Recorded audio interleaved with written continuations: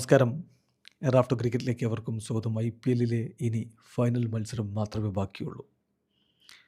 14 റൗണ്ടുകൾ പൂർത്തിയായി കഴിഞ്ഞപ്പോൾ നമ്മളൊരു പവർ റാങ്കിങ് ഇട്ടിരുന്നു എപ്പിസോഡ് 15.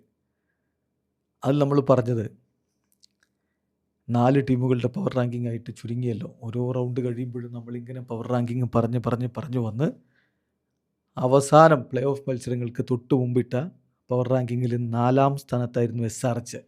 ഏറ്റവും കുറഞ്ഞ കിരീട സാധ്യത അവർക്കുള്ളൂ നമ്മൾ പറഞ്ഞു. അവർ ഔട്ടായി. അവർ പുറത്തായി. എലിമിനേറ്ററിൽ RRനോട് തോറ്റവർ പുറത്തായി. പിന്നെ നമ്മൾ പവർ റാങ്കിൽ 3ാം സ്ഥാനം കൊടുത്തത് രാജസ്ഥാൻ റോയൽസിനായിരുന്നു. അവരും പുറത്തായി. പവർ റാങ്കിങ് അതുപോലെ തന്നെ സംഭവിക്കുന്നു. SRH ആദ്യം പുറത്താകുന്നു, RR രണ്ടാമത് പുറത്താകുന്നു. ഇനിയാണ് ഫൈനൽ മത്സരം. പ്ലേ ഓഫിൽ 2 ക്വാളിഫയർ മത്സരങ്ങളും ഒരു എലിമിനേറ്ററും കഴിയുമ്പോൾ ഫൈനലിന് ബാക്കിയുള്ളത് GTയും RCBയും മാത്രമാണ്. അപ്പോൾ ആര് കിരീടം ചൂടുമെന്നതാണ് ചോദ്യം. നമ്മുടെ പവർ റാങ്കിങ് എന്ന് പറഞ്ഞാൽ നിങ്ങൾക്കറിയാലോ ആർക്കാണ് കൂടുതൽ കിരീട സാധ്യത എന്ന് പറയുന്ന ഒരു വീഡിയോ സീരീസ് ആയിരുന്നു. 2 ടീമുകൾ മാത്രം ഉള്ളപ്പോൾ ഒരു ഫൈനലിൻ്റെ റിസൾട്ട് പ്രഡിക്ഷൻ പോലെ ആയി പോവില്ലേ? അങ്ങനെ കൂട്ടണ്ട.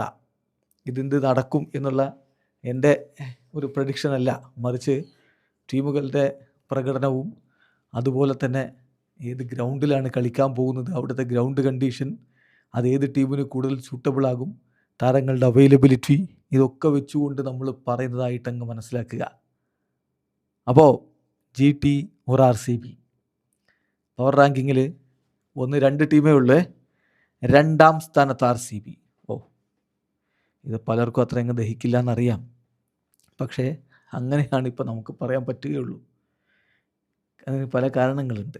ഒന്ന്, ആ ഗ്രൗണ്ട്, അവിടെ GTയെ തോൽപ്പിക്കുക എന്നുള്ളത് എളുപ്പമല്ല. അവിടെ അവർ മാരകമായ ഫോമിലാണ് കളിച്ചുകൊണ്ടിരുന്നത്. പക്ഷേ മറക്കുന്നില്ല, ധരംശാലയിൽ നടന്ന ക്വാളിഫയർ 1 RCB GTയെ തകർത്തങ്ങ് തരിപ്പണമാക്കിയിട്ടുണ്ട്. 92 റൺസിൻ്റെ വിജയമാണ് അന്ന് RCB നേടിയത്. കളി തീരുമാനമായ ശേഷം തേവാട്ടിയ കുറച്ച് റണ്ണടിച്ചതിൻ്റെ ഫലമായിട്ട് മാത്രമാണ് ഈ മാർജിൻ 100ന് മുകളിൽ പോവാതിരുന്ന. ഒക്കെ ശരിയാണ്. അന്ന് RCBയുടെ വമ്പൻ സ്കോറിലേക്ക് പോകാനുള്ള കാരണം രജത് പട്ടിദാറിൻ്റെ അത്യപൂർവമായ ആക്രമണോത്സുകത നിറഞ്ഞ ഒരു ഇന്നിങ്സാണ്. അതെല്ലായ്പ്പോഴും അതുപോലെ സംഭവിക്കുമെന്നൊന്നും നമ്മൾ ആരും കരുതുന്നില്ലല്ലോ. അതുകൊണ്ട് അഹമ്മദാബാദിലെ പിച്ചിൽ GTക്കെതിരെ അത് ആവർത്തിക്കുന്നത് എളുപ്പമുള്ള കാര്യമല്ല. അപ്പോൾ പവർ റാങ്കിൽ 2ാം സ്ഥാനത്ത് RCB ആണ്. എങ്കിലും RCB കിരീടം നേടില്ല എന്നൊന്നുമല്ല ഈ പറയുന്നതിൻ്റെ അർത്ഥം. കളിക്കളത്തിൽ എന്ത് അന്നത്തെ 4 മണിക്കൂർ സംഭവിക്കുന്നു എന്നതിന് തന്നെയാണ് പ്രാധാന്യം. പ്രത്യേകിച്ചൊരു ഫൈനൽ മത്സരമാകുമ്പോൾ ഏറ്റവും കുറച്ച് എറർ ആര് വരുത്തുന്നുവോ അവരായിരിക്കും വിജയിക്കാൻ പോവുക.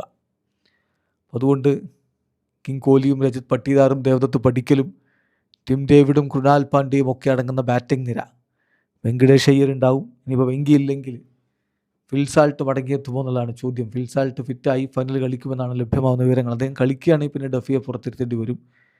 അപ്പോൾ അങ്ങനെ വന്നാൽ അത് ബൗളിംഗ് കോമ്പിനേഷനിലും മാറ്റം വരുത്തേണ്ടി വരും.